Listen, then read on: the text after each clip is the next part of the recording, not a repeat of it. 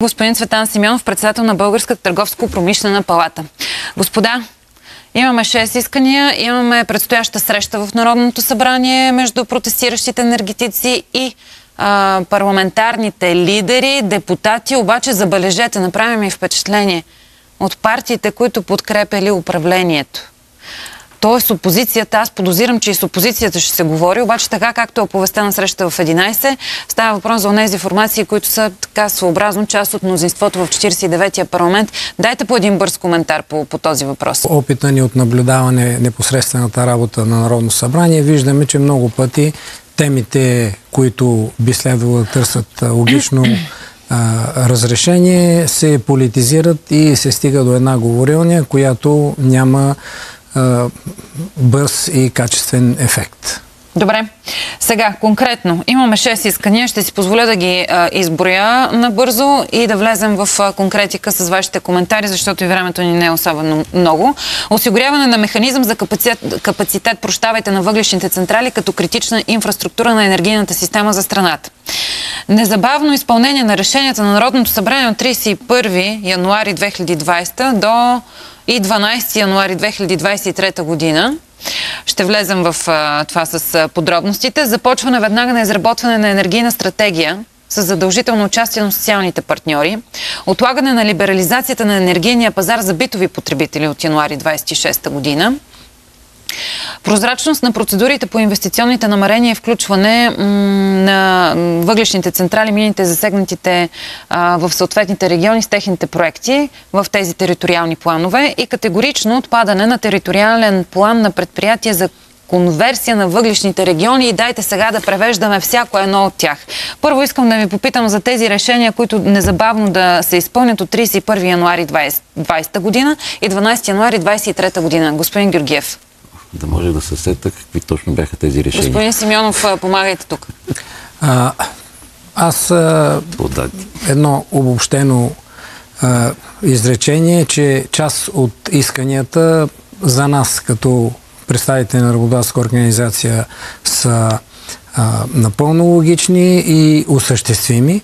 Има решения, които очевидно показват известно непознаване на нуждите на пазарната икономика и други решения, които ми е трудно да коментирам, като първото капацитета на въглищните централи като критична инфраструктура, твърде сложно и техническо, може би ще ни помогне, но нека да мина по другите. Незабавно изпълнение на решенията на Народното събрание. Те касаят какво? От правна гледна точка, това са сроковете за намаляване на въглищните намаляване и запазване на работа на централите. До толкова, доколкото сме правова държава, би следвало решенията на Народно събрание да се изпълняват докато са валидни. Докато няма промяна, мисля, че това не би следвало да подлежи на дискусия. Що се отнася до започване и изработването на енергийна стратегия, просто... ние не говорихме ли за една такава до далечната 2000? Сме толкова наслушани на стратегии, по-скоро да бъдат практически стъпки или някаква програма за реализиране на или за посрещане на най-голямите страхове, за това, че хората ще останат без работа. По отношение либерализацията на енергийния пазар, тук трябва да кажа, че това предложение не е нито социално, нито логично. Тези, които са бедни и нямат доходи, за тях трябва да остане. Това е виждане на всички работодателски организации. Мисля, че и синдикатите са наясно с това, че трябва да остане субсидираната енергия в определени обеми за най-бедните ползватели на енергия.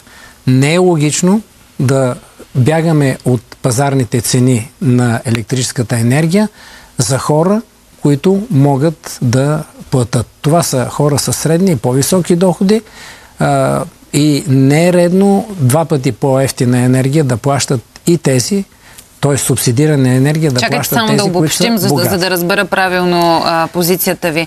Вие подкрепяте отлагането на либерализацията на енергийния пазар за битовите потребители ли? Не. Значи либерализацията е повече от належаща, ако ще правим пазарна икономика. Подкрепяте обаче либерализацията за битовите потребители. Това е много ключов момент. Либерализация за битовите потребители трябва да има, за да може да се плаща поне цената, производствената на енергията. Отделно трябва да се предвидят определени количества енергия, които са достатъчни за едно домакинство и тя да остане на тези субсидирани цени, т.е. 2 пъти по-ниска приблизително. Добре. От вчера го говоря това нещо. ТЕЦ-ове в някакъв конкретен режим. Т.е. да се включват, когато имаме нужда от тях, а когато нямаме нужда В много страни това е първоначалният подход. Да се използват тези мощности, постепенно да се намалява тяхния дял, за да може да се подготви системата. Аз, доколкото разбрах, в зелената сделка изобщо не пише да се затварят, а по-скоро да се намалят вредните емисии. Да, такава беше и намерението на това правителство, да се използват само тогава, когато има нужда, за да се постигне енергийния баланс. Но нека да кажем и за да улесним преговорите, защото нали, това е целта на днешните разговори. Да, искаме го всички. Две от последното, 5-то и 6-то искане, мисля, че са абсолютно приемливи. Прозрачност при процедурите за инвестиционните намерения и включване на централите. И, тоест, ние говорим за прозрачност, за върховенство на правото, с обществени поръчки да се реализират тези идеи. В това изграждане и обсъждане на тия териториални планове, където трябва да е разписано какво се случва, по какъв начин, какъв е подхода, не участват ли в крайна сметка и синдикатите? А вчера в ефира ни един от гостите ми, ще ви излъжа кой беше като име, няма да си позволя да цитирам, защото не съм сигурна, каза: за мен е изненадващо, че синдикатите не участват в обсъждането и изготвянето на тези териториални планове, за да запознаят хората, които протестират и наистина са изплашени как ще се изхранват семействата. Да ги информират какво за да се участва, трябва да бъдат поканени, първо. Второ, трябва да им бъдат представени намеренията. И трето, трябва да има някакво обсъждане. А вашата информация, че не са поканени? Имаме информация, че те са канени, но съвсем формално, нали, съвсем ранен етап, когато не е имало конкретни. И срещу това имаме и документи, които показват, че преди 2-3 седмици отново обърнато внимание на това, че нямат яснота болшинството от засегнатите. Как се кани неформално, господин Симеонов? Може ли да ми кажете? Какъв е начинът, какъв е принципа да се кани формално, а не неформално? Формално означава преди това да се подготви документа. Така. Официално как се официално да се представи на страните, които ще участват в неговото обсъждане, да се даде време преди това те да попитат своите експерти, защото и синдикатите, и ние имаме експерти, и тогава да следва обсъждането и не обсъждането да бъде едно изслушване и пак да си направят какво. Добре, на бизнеса тази блокада как се отразява с едно изречение? Абсолютно отрицателно. Не ни стигат нарушените логистични връзки, не само пътуването, ние имаме доставки. Така за да доставиш трябва да пропътуваш. Час по-скоро, аз за това искам да обърна внимание на последното, за да коментираме всичките искания. Няма време. Отпадането на предприятието за конверсия. Отдавна сме забелязали, и това го показва пазарната икономика, държавните предприятия не са ефективни. Нека това да стане, ако има някакви планове за конверсия, това да стане с обществени поръчки. Финално изречение, господин Георгиев, и от вас. Мисля, че няма какво да добавя на всички. Ясно, че трябва да се запазят тези централи, доколкото могат да работят. Ако те сами отпаднат от пазара, това на практика е съвсем друг проблем.